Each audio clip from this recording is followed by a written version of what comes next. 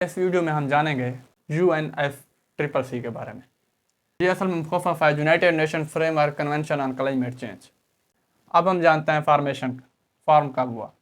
ये साइन हुआ था मई 9, 1992 और उसके बाद केम इनटू फोर्स 2 साल के बाद ये इम्प्लीमेंट हुआ 1994 के अंदर। अब हम जानते हैं इसकी थोड़ा सा हिस्टोरिकल बैकग्राउंड के जाने में क्या वजह थी कि यूनाइटेड नेशन को इसके ऊपर ज़्यादा तवज्जो देनी पड़ी क्लाइमेट चेंज के ऊपर।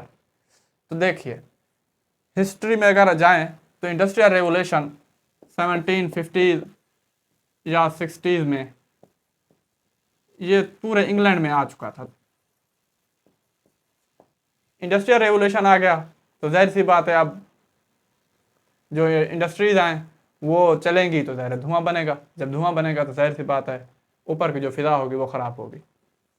और उसके बाद जब हम 20वीं सेंचुरी में आते हैं तो क्या होता है, वर्ल्ड वार WW1 और WW2। अब ये जब हुई तो जाहिर सी बात है डिफरेंट टेक्नोलॉजीज यूज़ हुई और उसके बाद फ़ौरन बाद अटामिक पावर जो जिन कंट्रीज़ ने गेन कर ली उन्होंने अटामिक तजर्बे किए। तो जब ये अटामिक पावर गेन करने के बाद तजर्बे होते हैं तो जाहिर सी बात है रेडिएशन जब जाती हैं फ़िज़ा में तो ये आलूदगी पैदा करती हैं। अब फ़िज़ा आलूदा होना शुरू हो गई तो इसका जो नतायज हुए वो 1950 के बाद आना शुरू हो गए। 1952 के अंदर पहली बार लंदन में समूह हुई और यह शदीद समूह थी।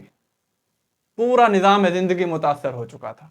ये हमारा नतीजा था जो हम लोग ये इंसान ने ज़मीन पर काम किए, जो आकर नई टेक्नोलॉजी ईजाद की और उस टेक्नोलॉजी को यूज़ और मिस यूज़ करने के बाद तो ये हुआ उसका सिला।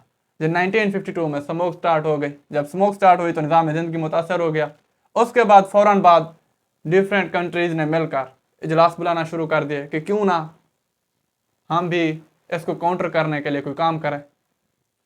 यूनाइटेड नेशन बन चुकी थी, आलमी जो क़ुव्वतें थी उसका हिस्सा थी और उसके बाद बहुत सी कंट्रीज़ थे 45 तो पहले ही यानी कि दिन से साइन कर चुके थे। उसके बाद यूनाइटेड नेशन ने अपने जो इजलास थे वो बुलाना शुरू कर दिए। यूनाइटेड नेशन ने अपना इजलास बुलाया तो ये जो था UNCHE United nation conference on environment ये 1972 में हुई। 1972 में जब 72 में जब ये हुई तो इसने एक जो कहते हैं सब ऑर्गेनाइजेशन लॉन्च की, उसको कहते हैं UNEP united nation environmental programme. अब ये क्या हुआ, हर साल इस तरह से इसके जो इजलास हुआ करते थे कि किसी तरीके से इन्वायरमेंट को बेहतर किया जाए। और ये सिर्फ यूनाइटेड नेशन इन्वायरमेंट प्रोग्राम नहीं था, इसके साथ एक और जो बायोडाइवर्सिटी के मतलब था वो भी था, एक और भी था, 2-3 जो डिफरेंट प्रोग्राम शुरू किए गए किसी तरीके से इन्वायरमेंट को जो मसाइल दरपेश हैं उनसे निपटा जाए।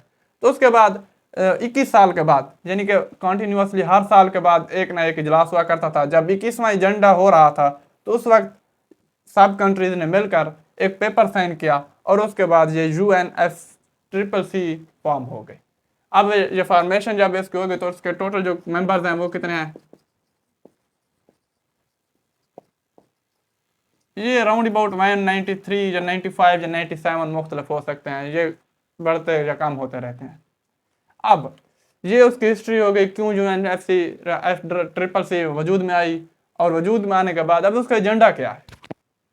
उसका एजेंडा जो था, अब इंडस्ट्रियल रिवोल्यूशन के बाद जो अर्थ का टेम्परेचर है वो बढ़ रहा है दिन ब दिन और उस जो टेम्परेचर बढ़ रहा है उसकी वजह से जो ग्लेशियर्स में मेल्टिंग हो रही है और जो हमारे जो आबी ज़खायर हैं वो हो गया और उसके बाद इन्वायरमेंटल जो अर्थ की सरफेस है वो जब गर्म होगी तो जाहिर सी बात है डिफरेंट चेंजेस आएंगे और जो चेंजेस हैं वो कुदरती नेचुरल चीज़ें जब बिगड़ती हैं तो इंसान के लिए मसाइल पैदा करती हैं।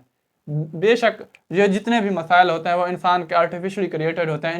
इंसान ने अपनी चाह के लिए ये सारी चीज़ें की, ये मिसाइल टेक्नोलॉजी बनाई, ये इंडस्ट्री लगाई ताकि अपने आप को आसानी पैदा की जा सके। लेकिन जब ये कोई चीज़ जब पॉजिटिव इम्पैक्ट दे रही होती है तो उतनी जो नेगेटिव इम्पैक्ट भी दे रही होती है।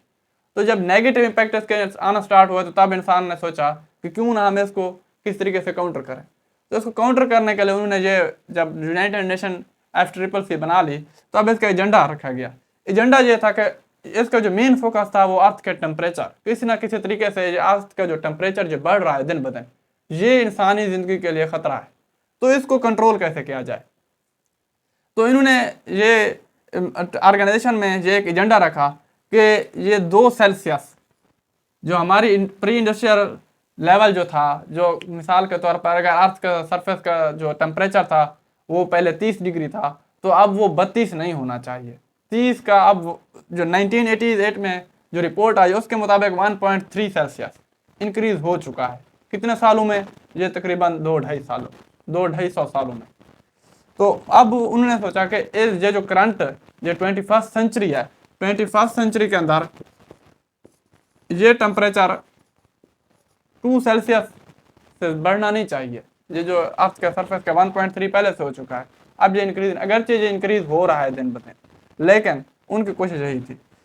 तो उसके बाद ये तो हो गया इसकी फॉर्मेशन और उसका एजेंडा।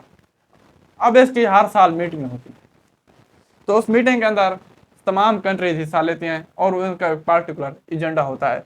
तो अब उसके बाद हम नेक्स्ट वीडियो में जानेंगे कि ये कॉप क्या होता है, COP, कॉन्फ्रेंस ऑफ पार्टीज, ये असल में क्या होता है और इसका क्या एजेंडा होता है, ये कब वजूद में आई और ये कब से काम कर रही है।